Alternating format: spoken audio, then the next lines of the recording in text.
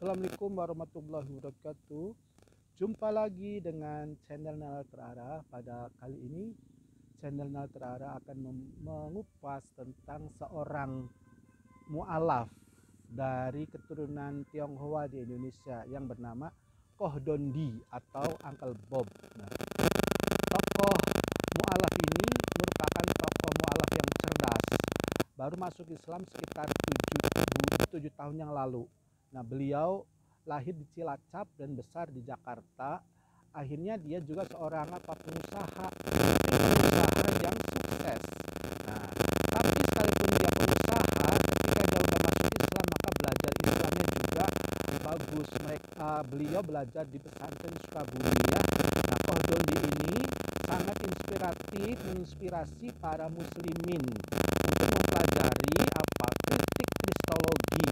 Nah, dia setelah masuk Islam juga dia mempelajari Al-Quran, juga dia sebagai ahli kristolog atau dengan kata lain sebagai ahli kritik kristologi Indonesia. Nah, beliau bergabung di Geraha Mu'alaf Indonesia Surabaya yang dia memegangnya bagian ketua Litbang di Jakarta. Nah, Koh Don Di ini sangat sukses dalam mencerahkan umat Islam ketika membekali umat Islam dari serangan-serangan misionaris. Karena apa? Karena cara pandang atau cara dakwah dia adalah eksternal. Artinya ketika kita berdakwah itu bisa berdakwah untuk diri dalam sendiri atau berdakwah untuk umat lain yang untuk menerangkan, menjelaskan Islam.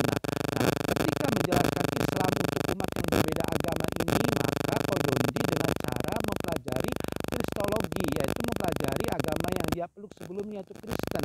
Karena ketika dia di Kristen, dia ini kata beliau dialah ahli atau sering jadi juara pertama kajian-kajian Bible di gerejanya, itu gereja Pantekosta, gereja karismatik ya di Jakarta. Nah, jadi ketika masuk Islam, keahlian ini masih dibawa. Nah, kenapa? Apakah masih boleh dalam seorang muslim misalnya mempelajari? Itu boleh ya, selama bukan untuk diimani atau untuk dipraktekkan, tapi untuk pengetahuan, apalagi untuk kepentingan dakwah. Artinya ketika kita berdakwah kepada orang-orang Kristen, kita harus tahu agama mereka. Nah, sehingga ketika mereka ingin menghajar umat Islam, membalikkan Islam dengan ayat-ayat dia, maka kita tahu. Nah, disitulah akhirnya akhirnya ketemu bahwa Islam tidak bisa dibodohi dengan tadi ayat-ayat dalam kitab sucinya. Nah, Koh Don Di ini ahli kajian Kristennya, yaitu kajian akademik ya.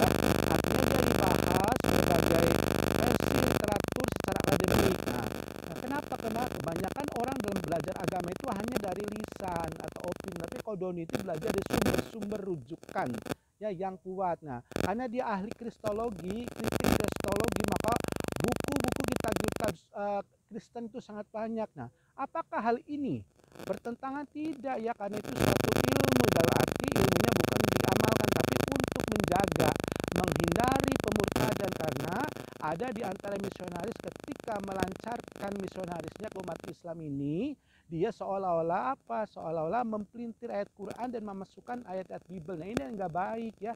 Dalam kajian-kajian seperti ini tidak baik. Maka Koh Don Di mempelajari Kristen itu tadi untuk menjawab mereka orang-orang Kristen ketika ingin memurtadkan orang Islam. Nah, jadi kami atau saya senang karena saya berteman dengan Koh Don Di ya, seorang mu'alaf yang cerdas, yang inspiratif, juga bisa memisahkan mana yang kajian akademik, mana yang bukan. Jadi menurut beliau, kalau kita ingin berdakwah eksternal di dunia lain, artinya mengajak orang-orang non-Islam untuk masuk Islam, maka kita pelajari juga agama orang lain itu, agar ketika mereka mempelajari atau menghina agama kita, maka kita bisa menyerang balik gitu ya. Tapi tetap dalam kajiannya bukan saling menafikan atau saling membenci, tapi dengan cara akademis, yaitu objektif.